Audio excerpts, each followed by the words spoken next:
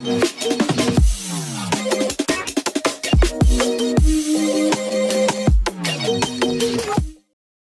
pessoal, tudo bem? O fim da Idade Moderna foi uma época de grandes transformações para a humanidade e muitas delas estiveram ligadas ao tema da aula de hoje, que é Iluminismo. O Iluminismo ele foi uma corrente de pensamento filosófica, de ideias, que ganhou força no século XVIII, especialmente a partir de pensadores franceses, por isso essa bandeira da França aqui no centro do nosso quadro de hoje. Iluminismo, não à toa, lembra uma outra palavra que você conhece certamente, que é a de luz, Luzes. Por que essas ideias, para esses pensadores, foram consideradas ideias de luz? Que trevas, que escuridão que eles estavam tentando combater? Hoje a gente vai tentar entender um pouco por que essas ideias elas surgiram e por que elas levaram a mudanças no mundo daquela época. Eu queria só te dizer uma coisa já logo de cara.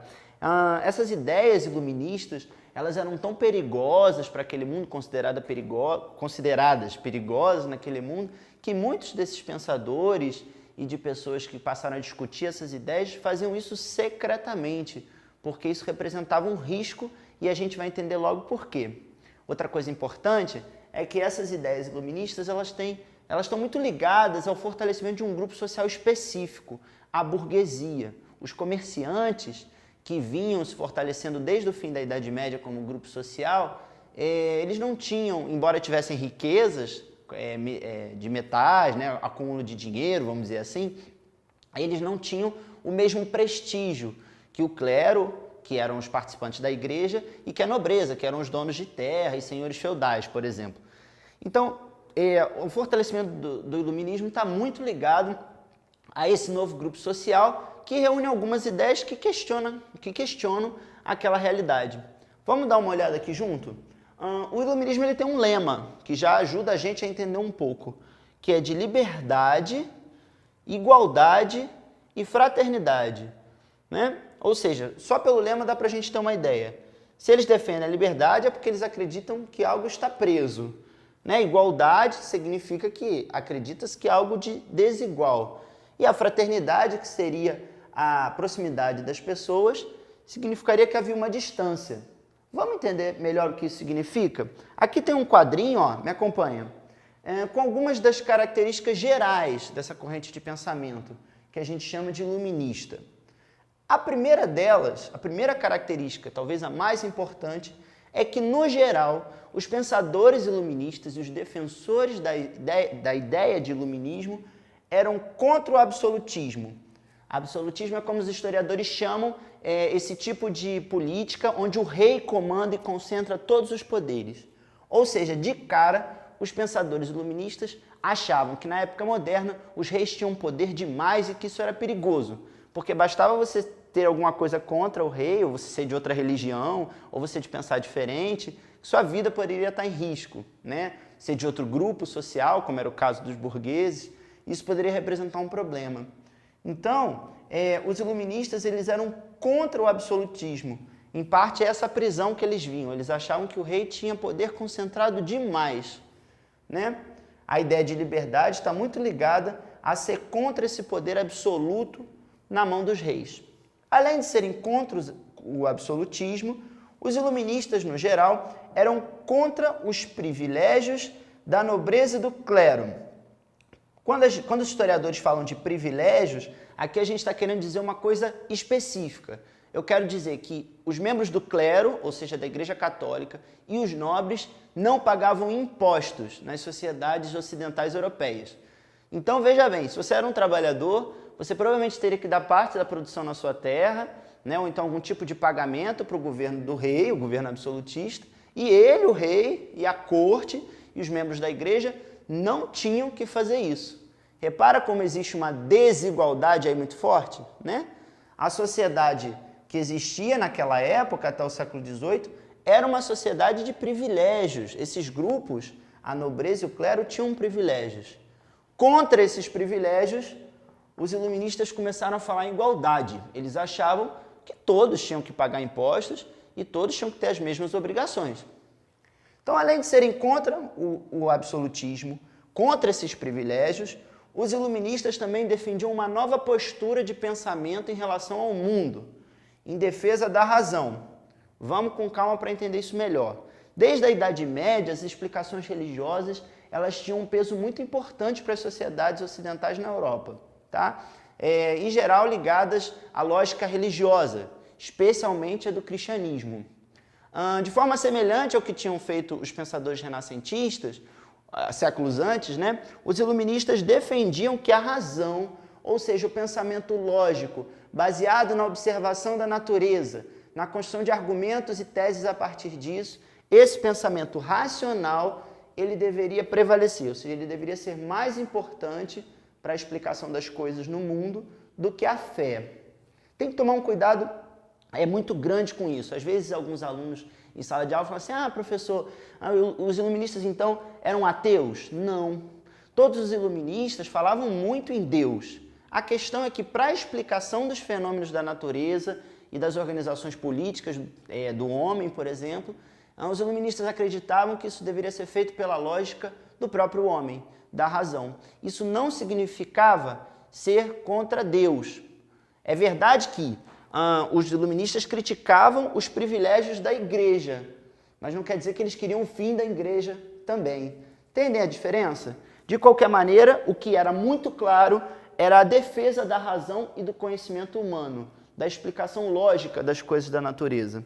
Eles defendiam também a liberdade, olha a liberdade aí de novo, de expressão e pensamento. Ora, isso não existia no absolutismo. Se você era contra o rei, se você tinha outra religião, ou se você pensava diferente, claramente a sua vida estava em risco. Esse conjunto de ideias era, digamos assim, compartilhado entre esses pensadores iluministas de uma forma mais intensa em uns e menos em outros. Mas, de qualquer maneira, esse grupo de ideias é bastante representativa do que foi o iluminismo. Agora eu vou destacar para vocês alguns dos autores que os historiadores falam como bastante importantes dessa corrente, só para você ter uma ideia de como esse conjunto de pensamento ele assume formas diferentes. Por exemplo, a gente pode falar que autores importantes foram Diderot e d'Alembert, que produziram uma obra que foi bastante inovadora para aquele tempo, que foi a Enciclopédia. A enciclopédia era uma tentativa, olha que interessante, de reunir todo o conhecimento humano acumulado até então. Bastante coisa, né? Bastante ambicioso. E aí dá para a gente ver que isso tem uma relação forte com a defesa da razão. Né? Ou seja, você tinha aquelas explicações de mundo e você estava tentando fazer, eles estavam tentando fazer uma organização desse conhecimento. Eles ficaram conhecidos por enciclopedistas, justamente para tentar fazer essa reunião de conhecimento que se chamava enciclopédia. Outro autor que ganha muito destaque dos professores de história é Montesquieu. Montesquieu fez várias obras na área do direito, sendo que a ideia dele que se tornou mais conhecida e mais importante foi a chamada tripartição de poderes. Eu vou explicar isso para você porque parece difícil, mas não é.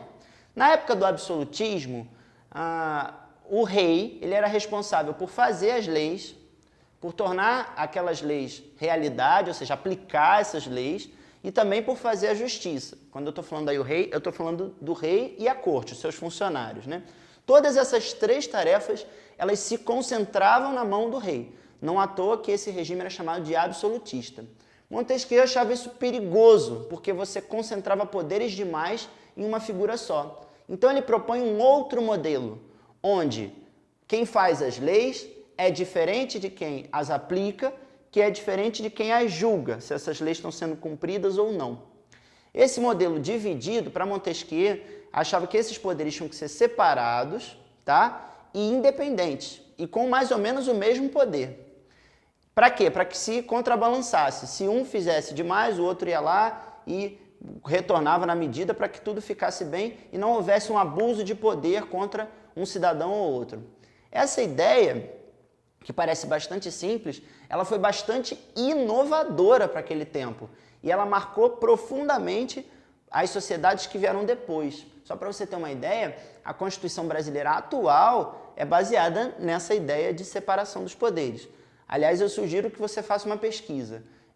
Quais são esses três poderes no Brasil? Quem é o poder judiciário, quem é o poder legislativo e quem é o poder executivo, tá certo?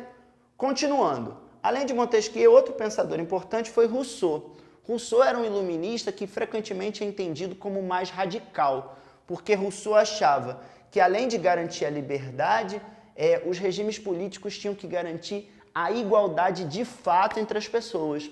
Rousseau achava a ideia de propriedade privada, ou seja, a ideia de que esse espaço de terra é meu, essa casa é minha, foi uma das bases do capitalismo.